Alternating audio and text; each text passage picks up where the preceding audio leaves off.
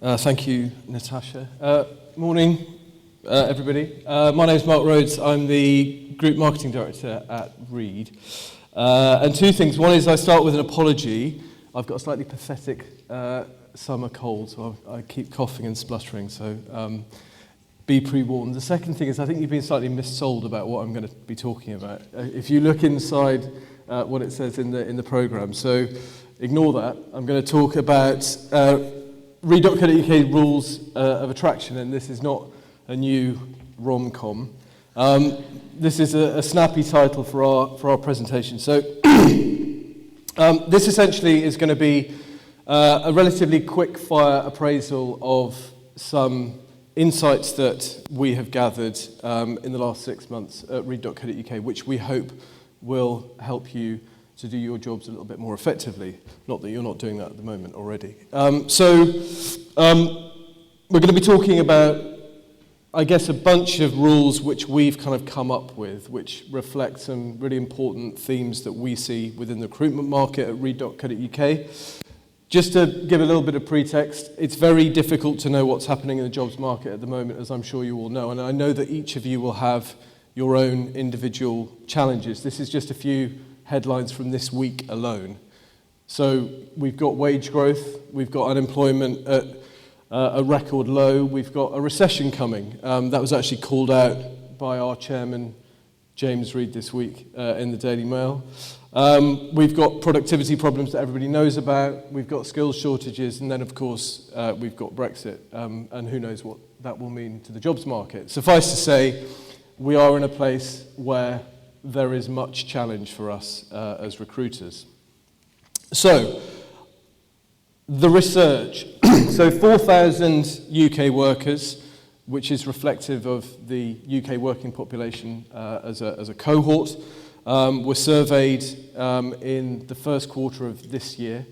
And the reason we do this, as well as being able to share it with you people here, is that as a significant player in the digital job marketplace world, we need insights. And we need insights to inform how we develop our products.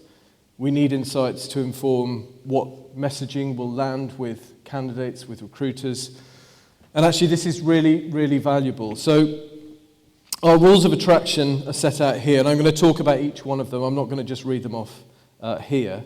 But each gives a theme and will be supported by some data. So I'll try and keep the pace, and obviously there's going to be an opportunity for any questions at the end.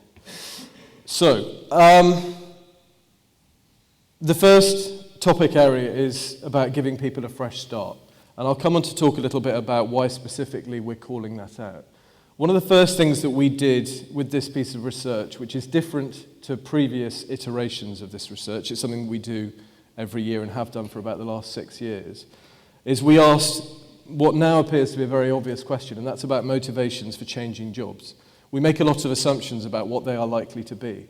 And actually, by asking that question, we were able to kind of scratch away and find a relatively new and interesting insight. Now, unsurprisingly, the biggest motivation for why people want to change jobs is salary. So 41% of our respondents told us that that was their biggest motivator. No matter what you read about salary, and there was data this week which said that wages are going up in real terms, but actually in real terms, if you compare them to the cost of living, they're pretty much stagnant. So if you chuck in £50,000 worth of student debt as being the average graduate student loan repayment requirement, actually it's unsurprising that salary continues to be where it is. I think perhaps what surprised us more was that number 2 was this notion of a fresh start. So not career progression, not an opportunity which is more convenient or nearer to me or whatever it might be, but actually just this notion of invention or even career reinvention. And so actually, that gives us an opportunity to ask ourselves, so what does our EVP offer to people who are looking to reinvent their careers? You know, how are we supporting energetic, ambitious people who have transferable skills to come into our organisation and do something which enables us to address our skill shortages? And I think importantly, and this is a real challenge, in terms of retention, how can we support a fresh start as well? So that was certainly food for thought in terms of it being a new insight from this research. And then the third most important factor is really reflective of the fact that it is a candidates market, is candidates browsing to understand what is on the market. And so what does that mean to us as recruiters? Well, actually, this means we're operating in a highly competitive environment, and this is about appealing to passing, browsing job seekers. This is almost about merchandising. You know, if you think of it in retail terms, what is our proposition offering that competitor A, B, and C is not? And actually, I think this thinking of it as a marketplace is a really helpful way for us to make sure that our messaging and our proposition is cutting through. So our second rule of attraction is about being in the right place at the right time. And so this is really about what job seekers do to find their next role in terms of the media they consume, when they do it, and how they do it. So perhaps unsurprisingly, as somebody who comes from a job board, I'm pleased to see that still job boards, whichever ones we're talking about, niche, generic, aggregators, whatever they might be, are still the most popular port of call for job seekers. Search engines, we just heard about Google as being second, I think, in one of the ATS reports we just had a look at. Company website, clearly more than a hygiene factor these days in terms of how engaging it is as a vehicle to communicate your EVP, and then recruitment agencies. But I think importantly, there's lots and lots of other stuff which sits around these kind of core elements. So thinking about review sites, we all know Glassdoor, but there's plenty of others out there. Thinking about social media, we all have, again, our kind of hygiene elements to social media, but how well are we monitoring what people are saying about our experiences and our brand? And then there's even more creative stuff like careers events, you know, hack days, open days. What are we using as supporting vehicles to sit alongside these kind of stalwarts of the attraction process? And then looking at what time of day people search. Well, I guess the story of the last 10 years is that people do it all times of the day because they have a phone in their hand and they are able to consume whatever it is they need to consume to be able to search and apply for jobs on the go. People told us that they were relatively honest in terms of doing this on their break, but inevitably it's when people get home from work. Now, I realize I am stating the obvious, but why am I doing this? I'm doing this because actually, in this competitive market, in this world in which we live in, where we're all fighting for talent and we're all subject to skills shortages in pockets of our organization, what are the things that we can do which just give us the edge over our competitors? And actually, this is no different from any advertising or media campaign. It's about planning and it's about testing. So it might be that you're posting jobs at a certain point in the day where you know that candidates who want to be the first to apply will be active. It might be that you're looking at day-parting your keyword campaigns on Google in order that you're capturing the candidates who are most active at the points that you want to be able to reach them. So a few insights there to help with that media planning. So, like with any brand, we have a challenge, and that challenge is often in the shape of young people, Generation Z. You know, these are the people who are coming out of school, coming out of university, coming out of college, who are incredibly difficult to reach and to communicate with. And as a brand like Reed, which carries lots of provenance and heritage, actually what can we do as a way which is effective for us to be able to kind of cut through all that digital noise and make a message land? And so one of the reasons that we ask this question is to understand, actually, to do this for young people, who should we be targeting? So in particular, career influence over 16 to 21-year-olds, possibly for some of you will be relatively surprising because parents are still the most trusted source of career information for 16 to 21-year-olds, followed by friends, teachers, peers and siblings. So I've just skipped forward, apologies. So I suppose the point really here for parents is, if we're talking about apprenticeships, if we're talking about opportunities for school leavers, is it right that we should be necessarily focusing all of our attention on the candidates that we want to get coming through the door, or should we be thinking about how we communicate with their parents? So just something for us to think about there. Inevitably, I'm not going to talk too much about mobile, because for those of you who have been coming to these events for a few years, you will have heard lots about mobile. There are all sorts of stats about how young people use their phones. We're all as bad as they are, in my opinion. We're all attached to our phones. We all have our unbreakable bond with the iPhone or whatever it might be. I guess the point is just thinking about how we communicate with the audience that we're trying to reach. And actually, is email still the right way to do that? Can we do everything by SMS? Is WhatsApp an opportunity for us? Are we using social media and social channels as effectively as we might in order to be able to communicate with the candidates that we're really interested in? So on to our next rule, and that's really this notion that candidates are customers as well. And we've done a lot of research in this area over the last few years, which some of you may have seen. I guess just to kind of add a bit of colour to that, clearly a negative experience in recruitment can have a real impact on your brand in terms of reputation and actually in terms of customers. And interestingly, I was talking to my sister at the weekend who lives in New York, and she has relatively recently moved there with her job, and she's recruiting at the moment. And so she's applied some of her kind of UK recruitment practice to what she does there. And typically that will involve acknowledging receipt of an application, acknowledging that somebody has come in for an interview, and actually giving them some feedback. And actually what she said is that she's been really surprised by the extent to which people have thanked her for giving them some feedback. And actually clearly this is not a part of the process necessarily, certainly in the space that she's working in. And we should all think about what that means for us. And really, I suppose it comes back to this sense of putting ourselves in the shoes of the candidates that we're trying to appeal to. So do you work with your customer strategy people? Do you work with your marketing teams to make sure that your messaging, whether that's the rhythm of your messaging or the tone and the content of your messaging, is appropriate and on brand? How well are we integrating with those customer-facing teams in order to be able to deliver the best possible experience for candidates, whether we're ultimately going to be interested in them or not?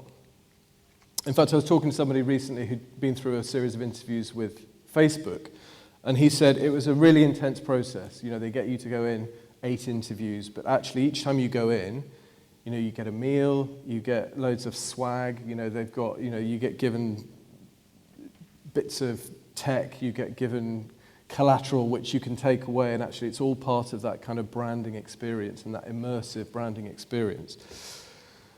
So anyway, one thing that we do know is that if we do offer a negative experience as part of recruitment, that actually it's really easier than ever for us to share the fact that we've been subject to a negative experience. So, typically if we've had a bad experience of recruitment, then, almost half of us will share that with family and friends. And actually, a third of us say we won't even use those products and services again. So I think that's a really important kind of area of focus, which is all within our gift to be able to control.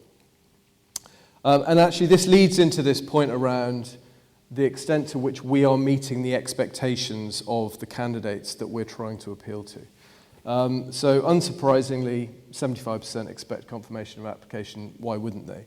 And I think the point is, customer service, the kind of instant gratification of the digital world, means that we have very, very, very high expectations. If you think about stuff that you do online, stuff that you buy online, the consumer experiences that you consume on your phone, on your tablet, wherever it is, you hardly ever have to wait for anything. And actually, this is starting to kind of come through in terms of the numbers that we see here. People are not prepared to wait. They need to have that loop closed, and they need to have that loop closed as quickly as possible. Now, we know as hiring managers that that is certainly not possible or always possible, but we should bear it in mind in terms of the expectations of the candidates that we're trying to reach. Inevitably, people want to hear about whether or not they've been successful or unsuccessful, and that need for feedback is maintained. And actually, if you don't necessarily have the processes in place, those communication touch points in place, then you will inevitably miss out. So 80% of candidates, if they haven't heard back about an application within 2 weeks, just assume that they've been unsuccessful, so they're probably going to be moving on elsewhere. And actually, possibly most interesting and possibly most impractical, I'm sure you'll agree as hiring managers, is this sense that the recruitment process from application to hire, or certainly application to interview, should be much more much faster than we're used to it being. So 73% of people that we are, so that's 4,000 people, told us that they felt that within a fortnight of applying for a job they should be at interview, and nearly everybody expected to be offered a job within 3 weeks of making an application. Now I know, and I can say, having been a hiring manager, that is impossible.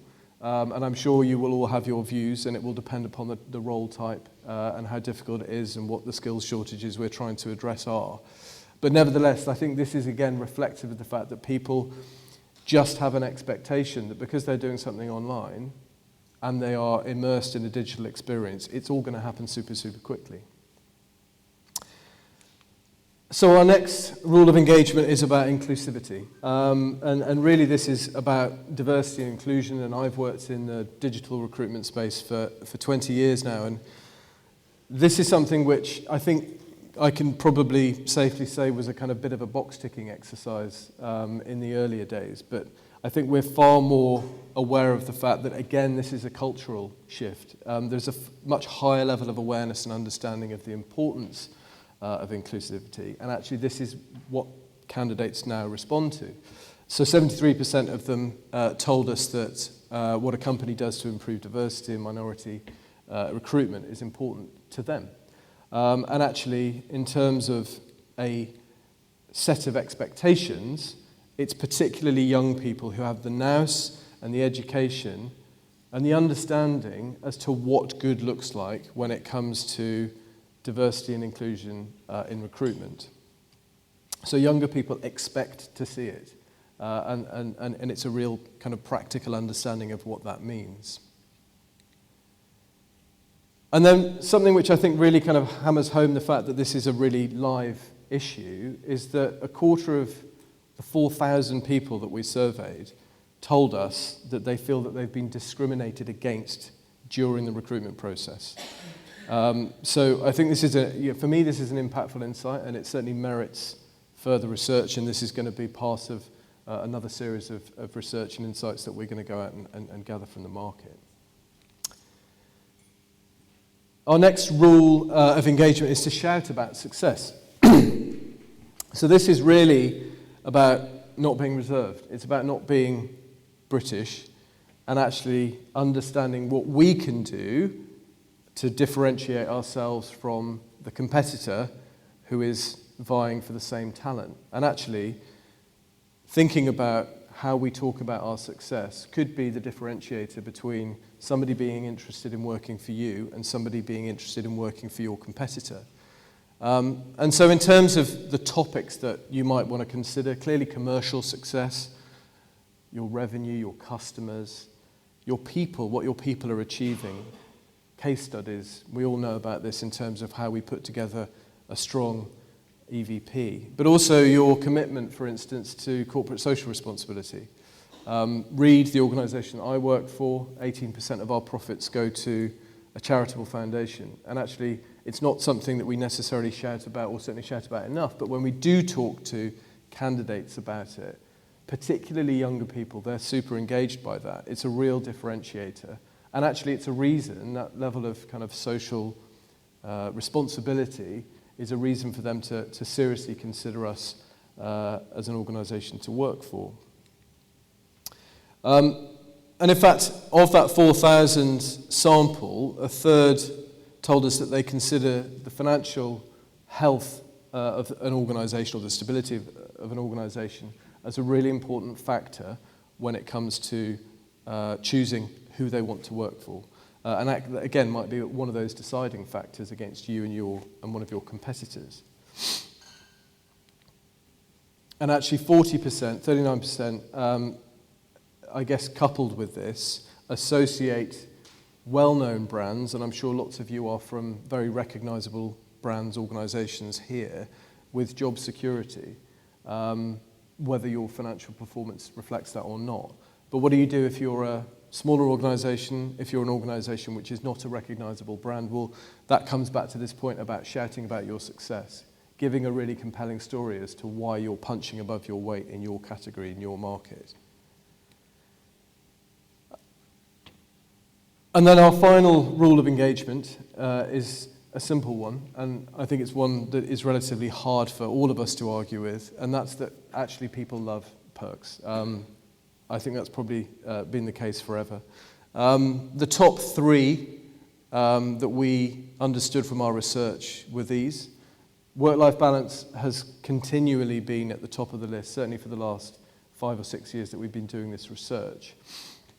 And I think gradually people, or certainly employers that I speak to, understand the importance of this, and understand actually that this is not just about allowing parents to leave early to go and pick their kids up. It's about allowing young people who are digital natives, who can be productive anywhere at any point with the devices that they have access to be able to work flexi-time, not to have to be in an office environment between 9 o'clock in the morning and 5 o'clock in the evening.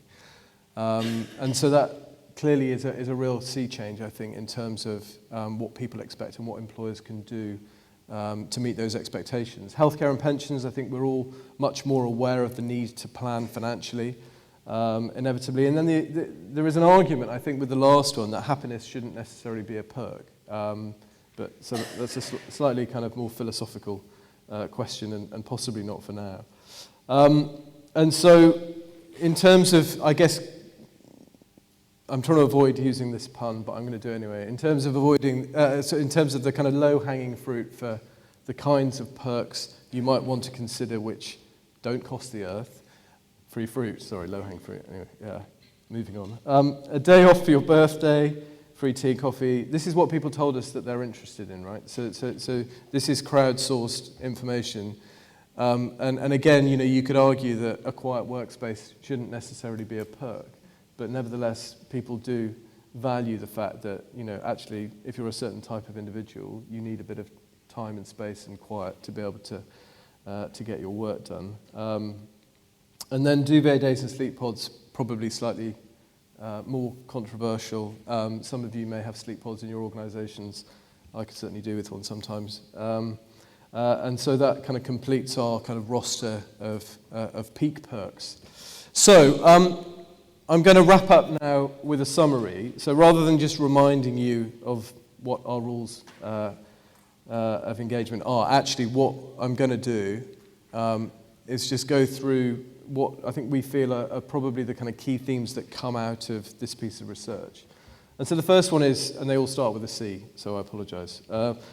Competition. So we're all in a marketplace, right? So we need to be really, really aware of what our competition, our enemies, if you like, are doing in order that candidates can go out and get the best deal. So this is thinking about candidates as consumers and candidates who have the upper hand, actually.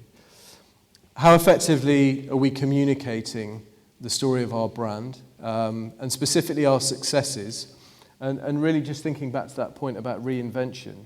How well do we think about the ways in which we can support somebody coming into the organisation, for instance, who wants to reinvent their career? They might have a heap of transferable skills which we don't necessarily think directly about in fitting that role, but actually what story can we tell to support that individual?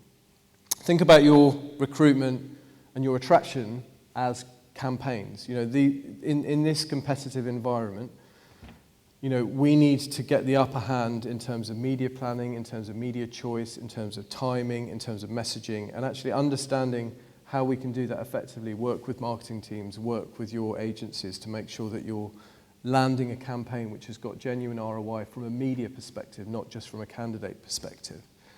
And then customers, this is a drum we will continue to bang. Our number one customer problem amongst candidates at read.co.uk is we don't ever hear back. Never hear back about a vacancy. I've applied for 50 vacancies. I've only heard back about 3 of them. Actually, this is this should be something that we can do with relative ease using technology. And sure, it's going to become difficult to meet some of those expectations about a 3-week turnaround time from application to hire, but actually understanding what candidates' expectations look like and understanding just what little touch points we can find to be able to meet or start to meet some of those expectations is super important. And then the last C, which is a bit shoehorned in, let's be honest, is character.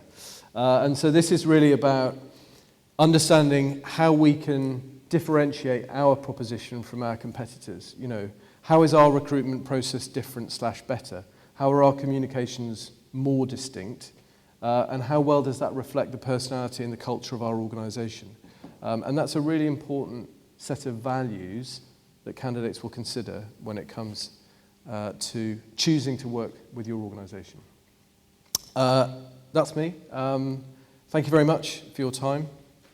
Excellent. And for listening.